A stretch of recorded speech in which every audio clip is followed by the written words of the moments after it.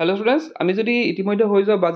বাজেটখন চাওঁ তাৰে 47 নম্বৰ পইণ্টটো চোৱা তোমালোকে to ensure timely disbursal of benefit to the students through direct benefit transfer DBT I allocate rupees 391 crore for the FY 2025-2026 FY মানে financial ইয়াৰ তো ইয়াত কি কোৱা হৈছে যে ষ্টুডেণ্টসকলে কিমান পাব ষ্টুডেণ্টসকলৰ কাৰণে এই বাজেটত 391 crore টকা তেওঁলোকে কি কৰিছে এলোকেট কৰিছে এতিয়া এই 391 crore টকা কোনে পাব কোন ছাত্ৰ ছাত্ৰী পাব সেইখিনি কথা আজি ভিডিঅ' ডিছকাছ কৰিব আহিছোঁ এটা ভিডিঅ'টো ষ্টাৰ্ট কৰোঁ এতিয়া চোৱা 44 নম্বৰ যোনটো পইণ্ট আছে সেইটো চোৱা তো প্ৰথমতে কৈ লওঁ যে এইটো স্কিম হয় নিযুত মইনা স্কিমৰ আণ্ডাৰত পৰিব এই টকাখিনি ক'ত আহিব নিযুত মইনা স্কিমৰ আণ্ডাৰত আহিব আৰু এই নিযুত মইনা স্কিমটো কাৰ কাৰণে হয় এইটো হয় গাৰ্লছ ষ্টুডেণ্টৰ কাৰণে তো এটা লিখিছে we launched this scheme to support girls education by providing monthly financial assistance of ₹1000 for the class 11 student এতিয়া যিসকল ছাত্ৰ নহয় যিসকল ছাত্ৰীয়ে ক্লাছ 11ত নামভৰ্তি কৰিব চৰকাৰী স্কুলত নামভৰ্তি কৰিব তেওঁলোকক দিয়া হ'ব কিমান মান্থলি 1000কে দিয়া হ'ব নেক্সট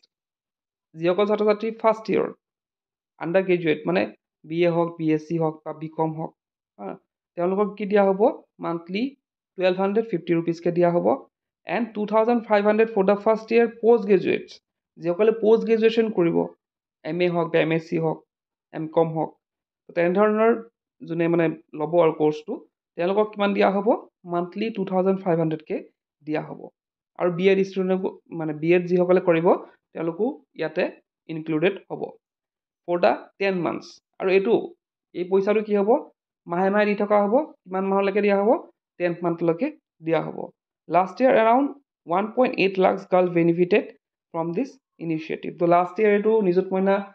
ঘোষণা কৰা হৈছিলে তো এইবাৰো কি হ'ব তেনেদৰে দিয়া হ'ব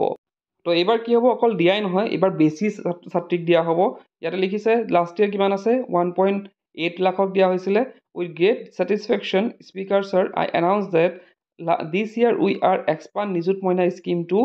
4.3 lakhs girl তো যোৱাবাৰ মাত্ৰ 1.8 লাখক দিয়া হৈছিল কিন্তু এইবাৰ কি হ'ব 4.3 লাখ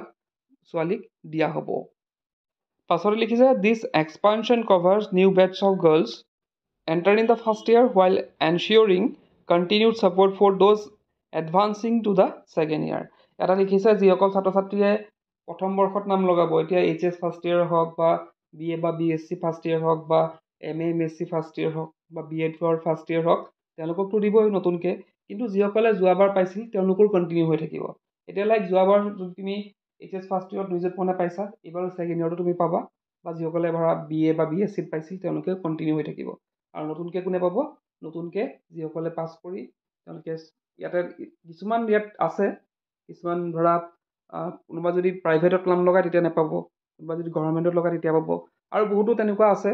ৰুল আছে সেইখিনি ৰুল ৰেগুলেশ্যন পিছত আমি চাম যেতিয়া এপ্লাই কৰাৰ সময় আহিব তো আজি ভিডিঅ'তে শেষ কৰিলোঁ কিপ ৱাচিং ইউ কেন লাৰ্ণ